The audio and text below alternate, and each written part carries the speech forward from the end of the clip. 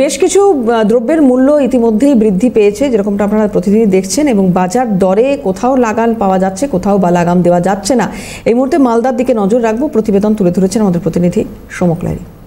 মালদা জেলার অন্যতম বৃহত্তম বাজার হলো মালদা শহরের রথবাড়ি বাজার। 34 নম্বর জাতীয় সড়কের ধার দিয়ে প্রতিদিনই এই বাজার বসে এবং এই বাজারে জিনিসপত্রের দাম গত কয়েকদিনের তুলনায় একটু কিছুটা বেশি, এমনই অভিযোগ করছেন ক্রেতারা।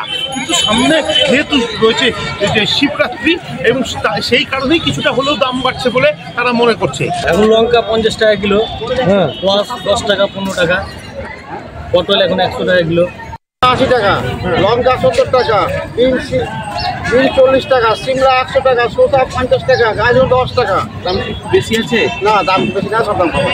জিনিসের দাম আছে মোটামুটি, কিন্তু আগের থেকে বেশি বাজারে দাম একটু বেশি আছে।